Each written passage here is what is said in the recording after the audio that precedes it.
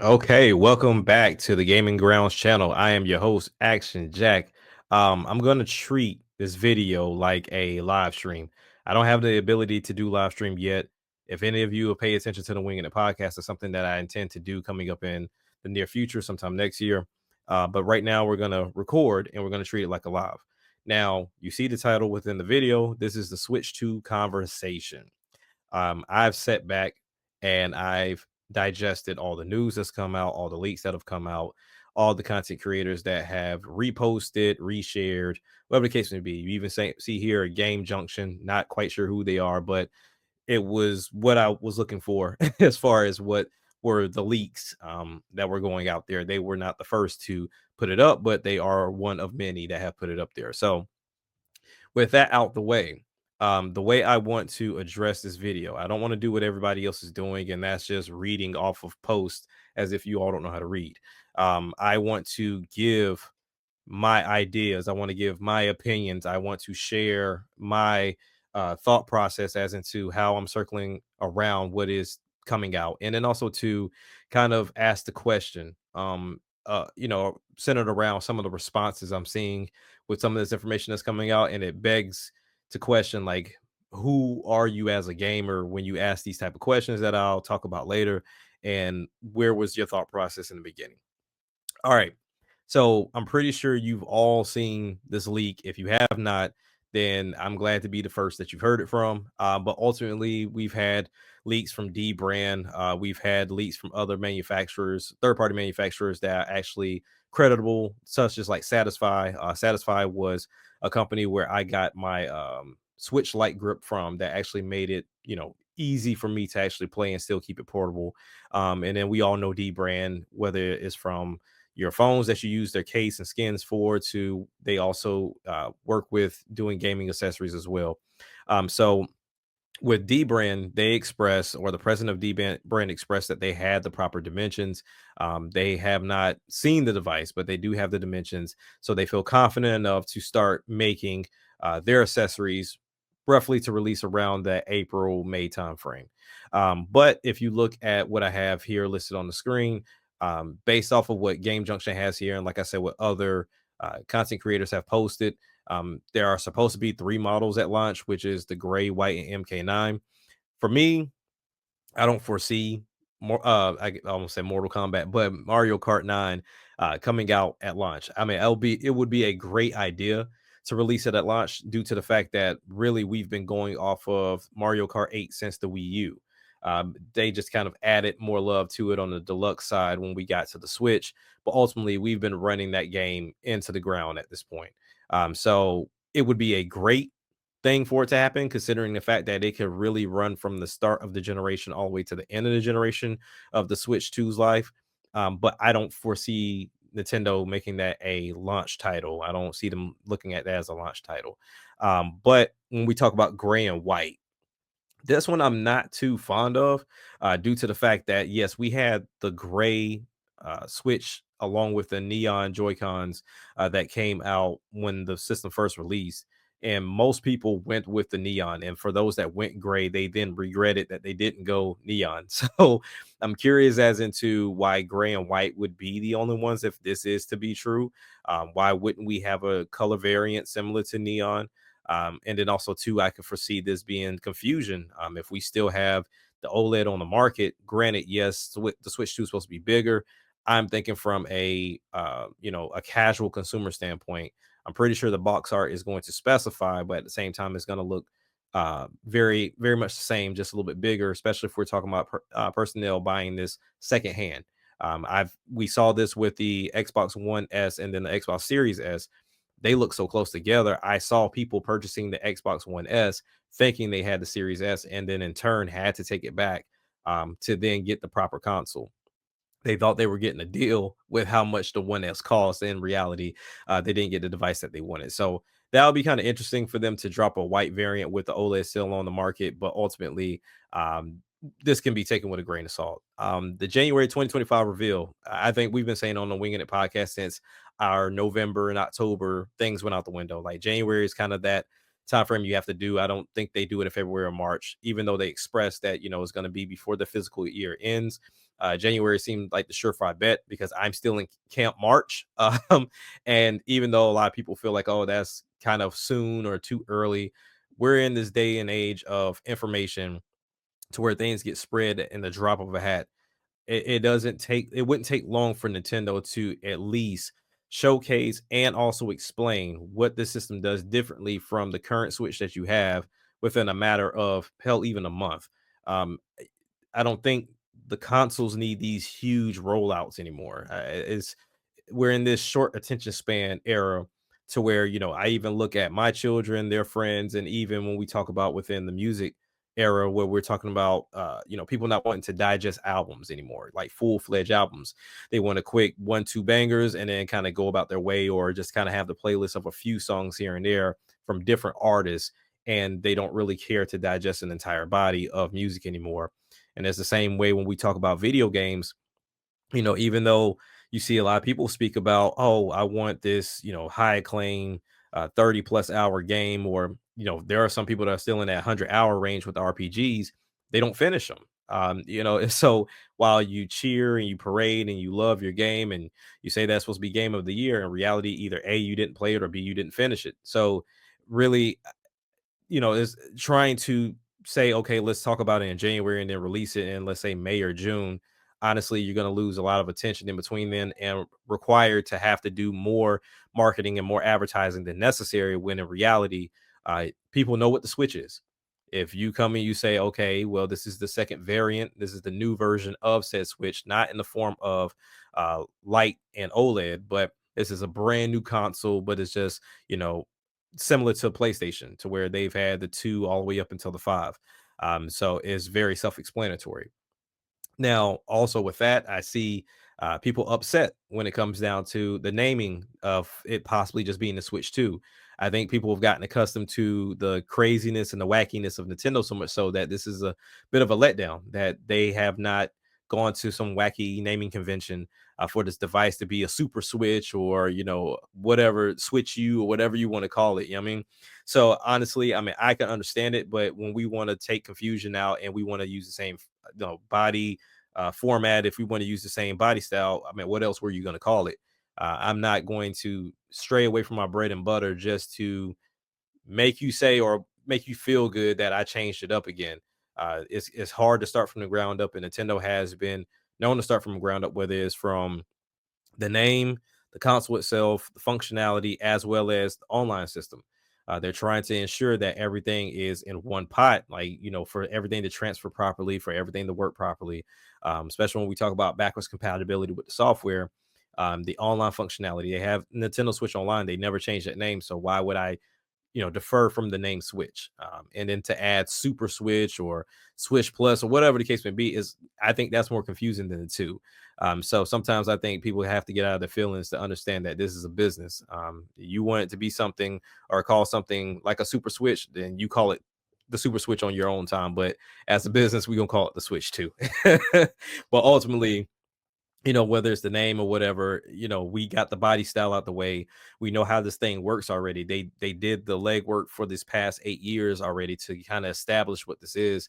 So now we just kind of need to know what it does from a function standpoint outside of what the Switch did, a la, with that C button that people have shown. What does that do? What do games look like, or how do they run? And does the eShop run better? And does the UI look different? Like, those are the things I'm looking forward to, and the things that they would have to showcase and explain. And that doesn't take more than 3 months to explain. And then also with them doing their typical tours that they did, similar to what they did with the Switch. They did a tour, they went and they hit certain areas, even though they didn't come anywhere near the South. They hit different areas in order for people to be able to experience the Switch and know exactly what it was, because it was so hard to explain. And once people got their hands on it, they said the same thing. Hey, you just got to play it to see what this is about. And once people saw what it was about, honestly, they jumped aboard immediately. So you don't have much to explain here. To go into the next thing, Mario Kart 9 launch title, I already expressed, I don't think that's a thing. Magnetic Joy Cons as well as Hall Effect sticks. We've seen this time and time again that they're going from the railing to the actual electric connection, or magnetic connection, sorry, to kind of stop from the creaking that most people saw. I don't know if there were other issues along with that, but it seems like it'll be a more stable situation, opposed to just having those rails. But that's to be seen, as into if that's something that is going to be a better option. I'm assuming that they did their testing, they listened to everybody that had their issues with the Joy-Con within the Switch when it first released, and we even saw some of those changes going into the OLED. The kickstand got changed. The Joy Cons, you don't hear too much about drifting anymore at this point in time. There were a lot of things that got fixed within the OLED that we later on, are now going to see in the Switch 2, and I think even like the new main body Switch, the battery life got better. So they made their small iterations here and there to where in reality, it could be this plus whatever the Switch 2 has to come, that we have not been told yet from Nintendo. And then also the Hall effect sticks, like Hall effect sticks for me are cool. Sticks are fine. I think this whole drift thing got out of hand big time. We've had drift since back on PlayStation 2 days. Anything that requires a stick, and if they go the cheap route, it's bound to drift. But there's this narrative that the Hall effect sticks just erase drift altogether, and that's not true. Like like it can still drift. I mean, it's less likely to do so, but the way that content creators have spoken about Hall effect sticks, and you see these media platforms talk about Hall effect sticks, you would think they were the perfect stick and they never have any issues, and that can be further from the truth. So it really is just a matter of getting into that name of, oh, Hall effect sticks, oh, that's fantastic. The same way we talk about pancake lenses in the VR world, like it's the god tier, but most people have no idea how that functions or why it is so great. They just go along with what the rest of the crowd is saying. So it is what it is. Going into the curve dock, I don't understand the purpose of it. Maybe it's just to make it look different. Or maybe there was some validity to screens and things that nature being scratched up with the original dock from the Switch. So maybe Nintendo was looking at that and maybe they were able to replicate it over time. And they were able to make those adjustments. I know the Switch OLED dock is a lot different from the original Switch, other than just having the Ethernet port on there. The material and the makeup of it looks even better. It looks a little bit more sleek, and I would imagine that it was a little easier on the screen, if you will, sliding it in and out. And I've always said, like, even if they were able to replicate it, it is crazy how, as a business, you have to truly think about everybody. You have to think about that person that really takes care of their product. You have to think about that person that, like, they think about it, but there may be a time or two that they may not actually, do as they're supposed to. And then you got that crowd that just manhandle their equipment, the things that they pay money for, and then complain when it no longer works or something happens to it. So you have to kind of think about everybody. And I literally watch people just jam or fumble around into the dock with their switches, trying to figure out what that USB-C was, and mess up their screens, or just have issues with their USB-C port after a while, because it's just being reckless with the device. So honestly, Nintendo just kind of has to find an easier way for people to not step in their own way, step on their own toes when it comes down to this device. But that's not to say that for those that were careful, it didn't happen to them either. But really, you just kind of have to try to cover as much ground as you possibly can when it comes down to not only safety, but then also being able to care for your product. You kind of have to be the parent in that regard, because you can't trust everybody to take care of the product they just paid for, without them then turn around blaming you as if they were not the cause of said problem. But we'll see. LCD screens and larger buttons. I welcome the larger buttons 100%. Like I don't even like the small buttons I have here on my Odin 2. Like, the buttons are way too small. If my index finger, I don't have the biggest hands. Like, my index finger can cover all four buttons. That bothers me so much so, and that's why I tend to use either the Switch Pro controller, or even the Hori Pad Joy Cons that I purchased. Like, those are a lot better. I like bigger buttons. You tend to make mistakes by pressing multiple buttons when they're that small. So I'm curious to see how large they really are. But hopefully that is a better outlook, because these Joy Cons are said to be bigger. So therefore, you have more real estate to make these buttons bigger. A problem that I see floating around is the LCD screen thing. I put this in the same category as the curved dock. People got to taste the OLED. and then they're like, "Oh, I can never go back to LCD." The same way they were like, "Oh, I saw 120. I can never go back to 30 frames per second. I can never go back to this."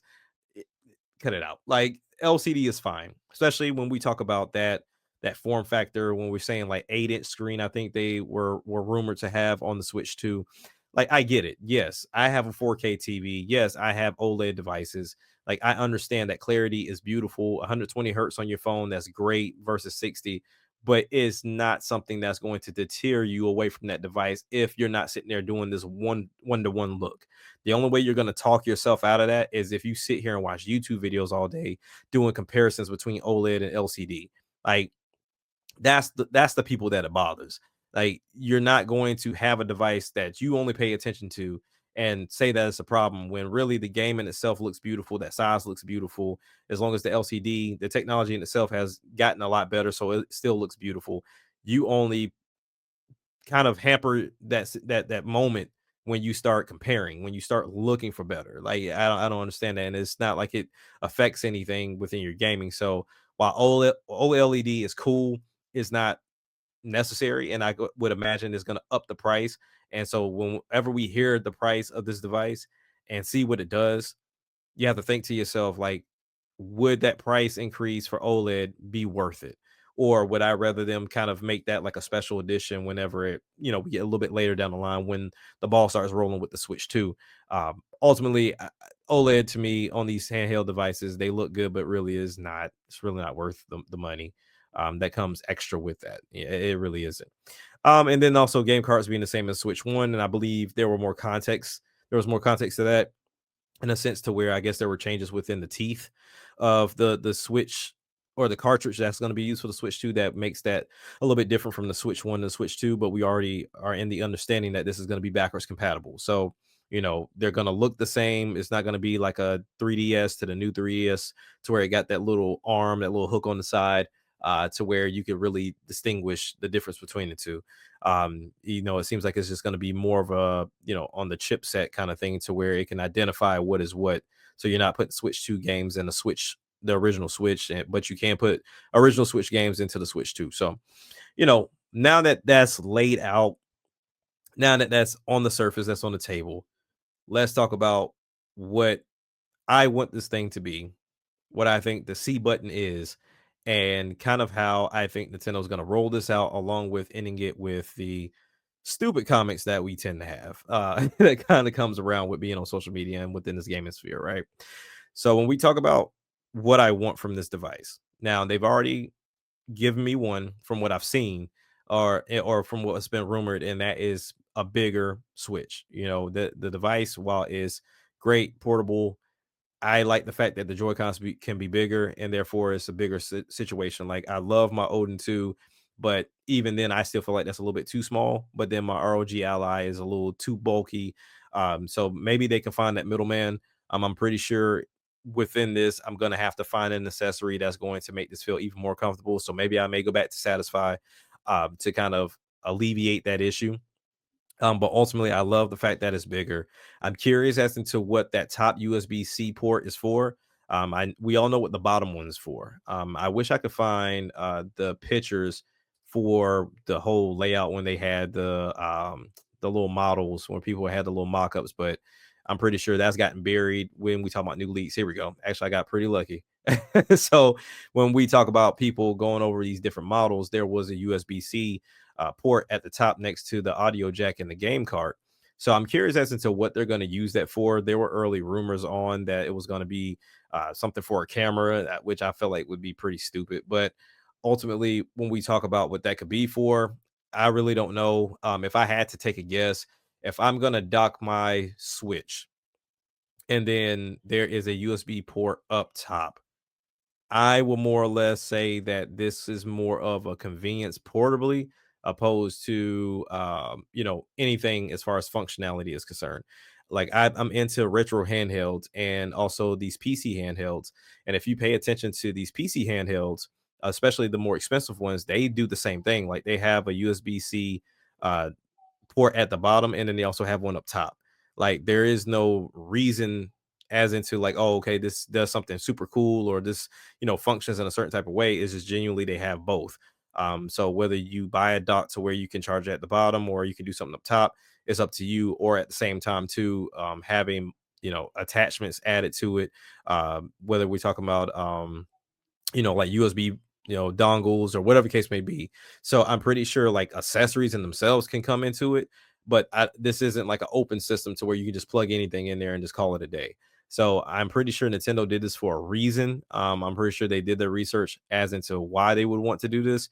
But my only guess right now is yes, the bottom is for the dock, but if you want to, have the ability to charge it while you're in the tabletop mode, you put the charger up top opposed to trying to put it at the bottom because the charger can't fit at the bottom when it's sitting in tabletop mode. That was one of the key issues. You can't feed that charger in there. So maybe it's just fixing the problem hardware wise that they could not do on the Switch. So that's my only takeaway from why they would even do that. But also what I would want from this device too is when we talk about the function, when we talk about like how games run, and then also the eShop. Like those were my two key things. Like, of course, some of that is going to fall on the developer, and you just really can't control what the developer is going to do. But ultimately, I would like for some of the games that I rather just have my whole library on the Switch to be, at that point to where these developers have no choice but to truly optimize for the Switch. With this being a top seller this generation, the you don't have to try to figure out if it's going to work or not. Like it's already tried and true. So when it comes down to EA, give me a proper football club game. Don't just keep rehashing the same game with a roster update. When it comes down to 2K, make it the same version that you see on the Series X or the PS5. When it comes down to these fighting games, I don't want to see it 2-3 years down the line. Make it day and date as the other consoles. So hopefully with what is to be rumored with the DLSS stuff, and then we have no idea what the innards are going to be as far as specs are concerned. So hopefully it's at that point to where there's not this apple to oranges complete difference. I'm not saying that it's going to be exactly like the Series S or X or like the PS5 or the PS5 Pro, but so close in the ballpark that the developers don't have to do too much, and then DLSS can kind of come and make up on the back end. So that's what I'm looking for. And then of course the eShop. The eShop has been a consistent problem, and from my understanding, at least what I read, that is kind of like a web-based situation that looks like an app, but in reality is not. So hopefully they can fix that. Hopefully that's not a thing going forward within the Switch 2, and they get that cared for and get that taken care of, and then also have a better curation setup to find what games people may want to play. So the eShop needs to be rehauled altogether, but I give kudos to them for starting something to continue it later on down the line to kind of build that online infrastructure for you to be able to purchase games and then also play online. So that's really what I'm looking for. Like the gimmick wise, like the only gimmick I'm looking for and what I would wish that they would do, and it was one of the things that people kind of speculated the C button to be. And to me, when you stop and think about it, it doesn't make any sense, but I'm still gonna roll with it. And that C button being a way to shoot your picture to from the Switch to your TV, that wouldn't make any sense. There's to be I mean, they said that there's really nothing in the dock. I don't foresee them putting any components within the dock outside of you being able to do USB-C, USB-A, and then HDMI, of course, along with the Ethernet point. Like I don't see a reason to allow this system to shoot to the TV if you can just dock it. Like that doesn't make any sense. But with that being said, I've always felt like okay, there is a possibility that you can dock this particular console. You can dock the Switch 2 and then utilize either a Switch or a Switch Lite as a controller to then replicate that idea of having a Wii U or having like a 3DS type situation.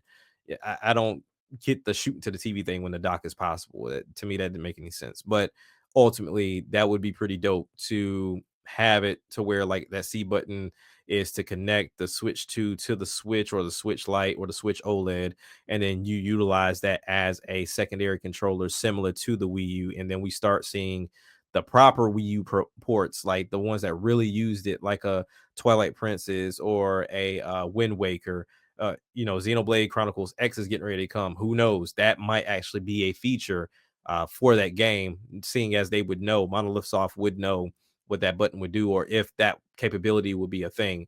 But at the same time, having to make the game um, work without that secondary screen, but leaving that as a possibility, if that is a function. If that's the case, I'm not trading my Switch in. I'm keeping it, using that for that function, and then buying the Switch too. So as far as the C button goes, I think that's what it is, to do that connection between the two devices. The C would make sense in that nature. I know people thought of it as like a capture button for a camera. I mean, it literally has like the capture button for screenshots and to record. I don't know why you wouldn't be able to add a third function to use that as a camera. I don't know. I think people are just fishing, which is understandable because we don't know what it is. But also too, a good one I saw was the communication one, to kind of press that button, I guess, to kind of bring up a chat or to kind of do something with communication. I don't know exactly what the functionality would be. It was just people throwing things out there little without thinking as into what they were talking about. But ultimately, I think what I was explaining would be better suited, you know, it being a connect button. And then that way it's like two devices that run off of, NVIDIA's technology talking to each other, but it has to be the host, and that host reaching out to the Switch or the Switch Lite or the Switch OLED, and using that as a secondary screen when you have this device docked. Like it has to be docked. So you press it, y'all connect, and then you dock it, and then it's over, it's done. But ultimately, I think that would be the thing. But then when we go into some of the other things that I feel like is going to be on this device, or what's going to happen with this device, I think we'll have our different colors. Of course, the accessories are going to be there. The lineup, I want the main lineup. So the main lineup, I'm talking about first party for me. I would like to see Donkey Kong in 3D, whatever that is, whether it's Donkey Kong 64 2, Donkey Kong, whatever you want to name it, but it has to be a 3D Donkey Kong.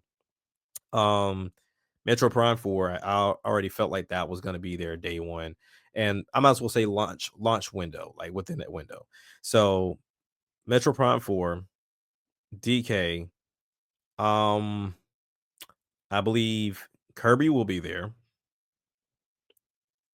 I think we will get a lot of ports of older games.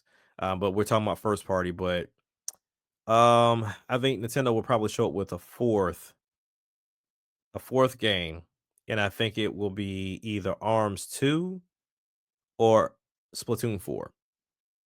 And I think you kind of need either one, because there's your like that online component that you still need to show off. So I don't think DK has an online component. Metroid needs one. Like I think it needs multiplayer, otherwise it's gonna die pretty fast.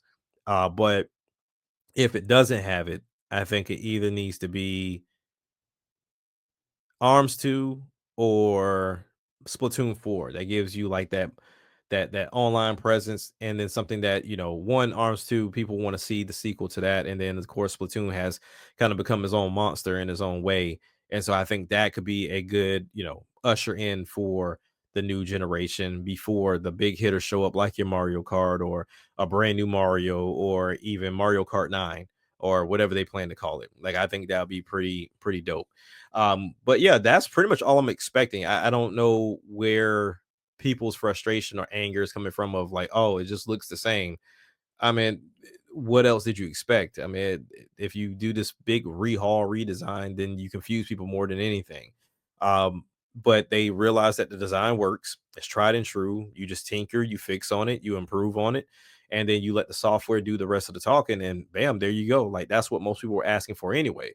When we look at the Steam Decks of the world, and we look at the ROG Allies of the world, like those are PC handhelds, but they have their issues. They're not locked down devices, and that's something that most people don't want to get into. They still want to be in that plug and play era. So when it comes down to any device that's portable and this plug and play, is going to be Switch. So we'll see where they go with it. Ultimately, I think this was a smart idea. Just keep the console the same, change and fix anything that was a problem in your previous device, and then you add more sauce to it. Like I get that people want Nintendo to just be this wacky thing, but it's those same people that complain about them, and like, oh well, why are they not like PlayStation? Why are they not like Xbox? But you see those two struggling right now. So I don't like, to me as a business owner, I would never listen to the fan base, not entirely, like, because they'll put you underground, because they are all about feelings opposed to what is a smart move for the company. I don't get it. But all in all, to kind of cap this off, the stupidity that's centering around this device that we haven't seen at all. Like we haven't seen it at all. So I understand like people were confused by like this button. I thought this was very self-explanatory, as like this is where the release button was located on your original Switch to detach the Joy-Con from the device. Why wouldn't this be a detachable button to get the magnetic pull off of the main Switch body? That one I felt was pretty damn obvious. Like I had no clue people were going to like really be bonking their heads around that whole situation. Like like that was crazy to me. Like it was wild. But then the bigger and the more confusing one is the narrative that third party companies are showcasing their Switch 2 accessories now, because they're fed up with Nintendo because Nintendo's not talking about this fast enough. I don't know how you come to that conclusion. I don't know why you come to that conclusion. That's There's not an accessory maker that is sitting back and saying, "Hey, we need you to hurry up and announce this thing so that way we can start releasing our product and getting money XYZ blah blah blah." Blah. No, they tend to have these conversations and understand like at some point they'll get word when the device is coming out. When you look at most brands that have showcased and really spoken, when we talk about like Satisfy and D brand, they're okay. They're not sitting back waiting on Nintendo to make the money. Like that's not what they're doing. They do other things. Like they provide other products, and hell, most of them are still making money off the Switch. So third parties are not fed up with them. So they're doing these leaks like the most of the dummies that want clout that do leaks. That's not how that works. So Nintendo taking their time and not saying anything yet is just more of and that being a problem is more of the line of you being impatient. Like you want it to be announced so bad so that way you can have something to talk about online. And I expressed this on the Winging It podcast, and I think I've said this on Sandstorm's channel too. Like I get it, we're in this world to where technology is a big thing. People don't really communicate face to face anymore. People don't really go out like that anymore for the most part. I'm not going to say a lot of people, it's just for the most part. It's not the majority though. So when we talk about, you know, this new group that comes up, or even some older people, they're very introverted. I'm an introvert, but I still communicate with people and I still have some type of sense of what the real world is. But you have this group of people that they really don't have true friendships. They don't have real family they speak to. They don't have anything per se. It's a sad thing to hear, but in reality, that's just what it is. And so they come to social media such as Twitter or Instagram or Facebook to have some form of subject line to talk about, because there's nothing going on in their lives at all. So when things like this come up, it's all about creating narratives or being a part of said narrative so that way you have something to digest and you have like this weird thought process of the world. I put in kind of like the same comparison when we talk about the whole like Disney aspect of what marriage and relationships are supposed to be, like this big fairy tale thing. In reality, that couldn't be further from the truth, right? It's the same thing with this. Like these businesses move and operate based off of knowledge, research and development, and time. Like they're not waking up tomorrow and saying, "All right, cool, I want to make a Switch too, so we need to drop it within like 2 months." This takes time over time.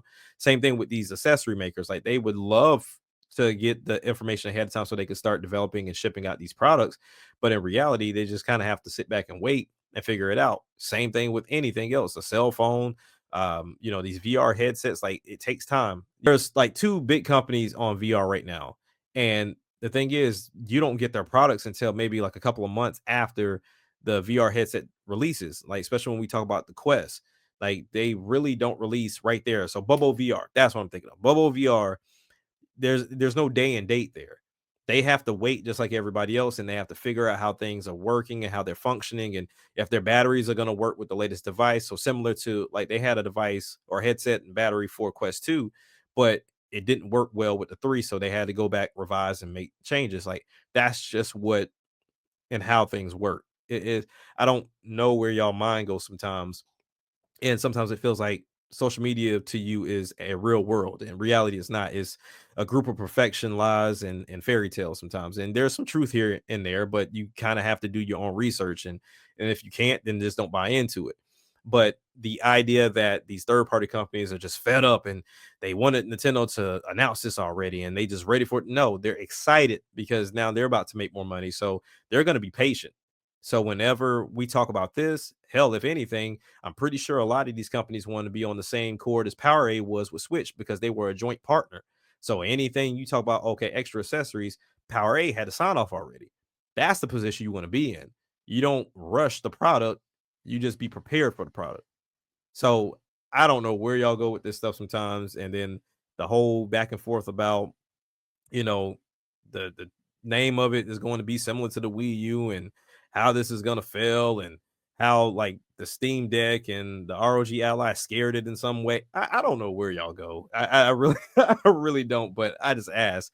Come back to reality, man. Like talk to actual people. Don't get on here and just make comments and just like talk to people, man. And then you will really get a grasp on reality on what real conversations happening and what fake conversations are happening, because a lot of y'all just really think that Nintendo is just like running with the tail tucked and they have like 0 hours to get the stuff released and talked about it. Otherwise, everybody that purchases a Switch is just going to say, no, I'm not purchasing the Switch 2. And all the accessory manufacturers are saying, we're not going to release our accessories. And all third party companies are saying, we're not going to release.